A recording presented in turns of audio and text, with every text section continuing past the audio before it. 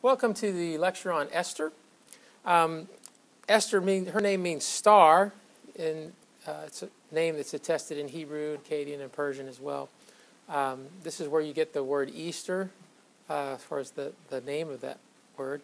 Her Hebrew name was Hadassah, which in English means myrtle. Esther's one of two books named after women in the Old Testament. A book was read annually at the Feast of Purim, which celebrated the Jews' deliverance from Haman and his attack. The author is unknown, though Mordecai or Ezra or Nehemiah, Malachi, or someone else of that time would be appropriate. But Mordecai may be implied into chapter 2, verse 20. Mordecai being an official of the king could have had it written down by a scribe and that sort of thing.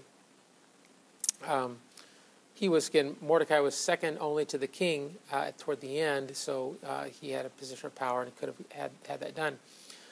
His name is a derivation of the Babylonian god Marduk. The date is, the time frame is Xerxes, the son of Darius, the Ahasuerus of the Bible. So around 400 BC is the time frame, though many want to say that it's much, much later as far as its writing and that sort of thing. But I don't go with those late daters on that. Political occasion: Persian King Xerxes has attacked Greece. If you remember the Battle of Marathon and the movie The 300 and all that stuff, that is the king Xerxes who attacked Greece, was defeated, comes back home, and is trying to console himself in this search for a new queen, and because the whole event that happens that he deposes his queen because of what she says. So the geographical occasion, it's in Shushan, the Persian summer palace, 250 miles east of Babylon, in the Elamite highlands of modern-day Iran. Spiritual occasion, Persian religion is Zoroastrianism. It's a quasi-dualistic religion that is tolerant toward what they consider beneficent or good deities, but they were intolerant of malevolent or demon-type deities, and so in any case.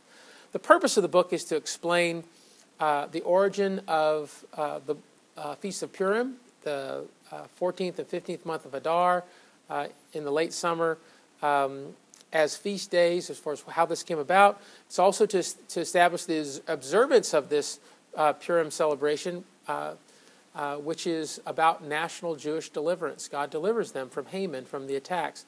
And also to encourage the Jews living in the dispersion or those living in the land as well, just to encourage them about their faith, that God's in control. Even though God's not mentioned here, we'll mention that again, but he's not specifically mentioned, but his providence and how he deals with people is all throughout.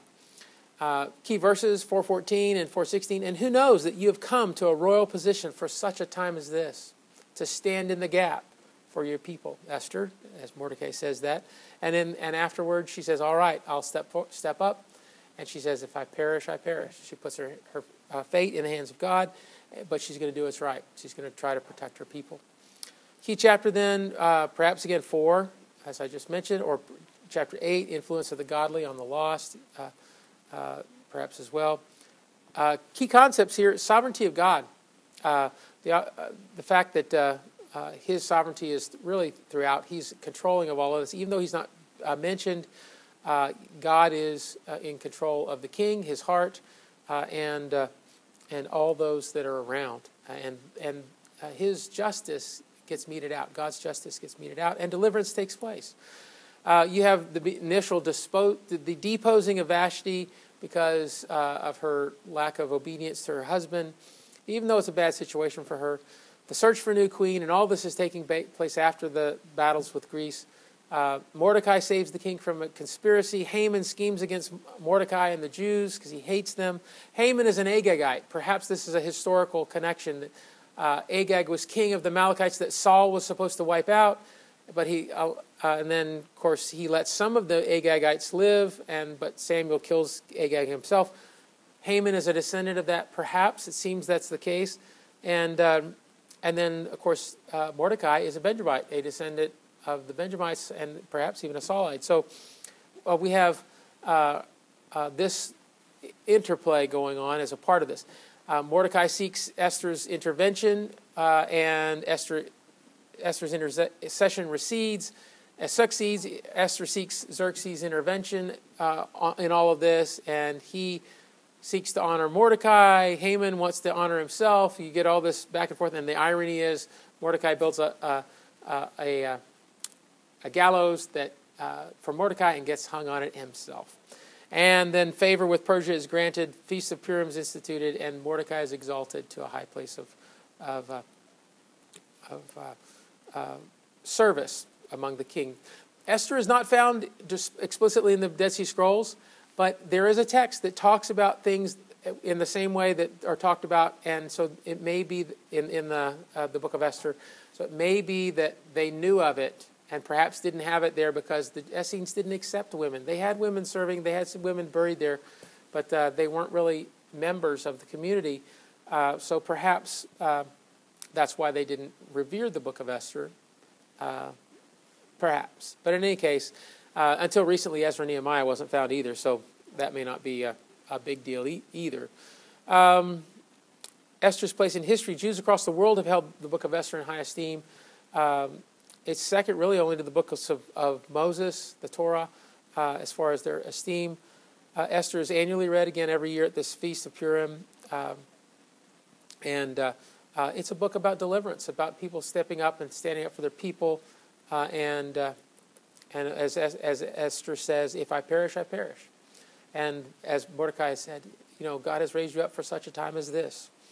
And remember, we talked about how God looks to and fro across the earth to support those who are sold out to him. And it's showed evident here in this book with Esther and Mordecai. There's this whole issue about the Jews' struggles with the nations. Persia's fighting Greece. Greece is on the rise. And then you give us this whole issue of the Persian court, what it's like. We hear all the background about how things are dealt with there, and this Jewish struggle in the midst of all these things. And really, it's a spiritual thing. The conflict that they see and that comes unto them, and this oppression that they receive, is a spiritual thing, not just a physical thing. We see the greatness of Mordecai. Joseph, Daniel, and Mordecai are shown as very similar. All were Jewish exiles living godly lives in foreign lands. They endured suffering. They rose from lowly positions to high positions of power. They came to power suddenly after faithful service. Each was used to preserve God's people in time of oppression. Each was used to save or benefit the king which he served. And each exemplified how God blesses Abraham's children when cursed. Remember that whole issue? Those who bless you will be blessed. Those who curse you will be cursed. And so very interesting how this works out. And Esther is a drama. Again, the foes of the people of Israel. Again, the Haman, Mordecai, Saul, the Amalekite king Agag type of drama going on. And so this is what's happening with the book of Esther.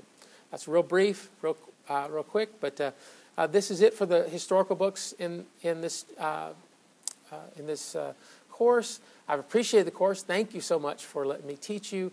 Look forward to next semester where we hit the poetry books, the wisdom books, and the prophecy books.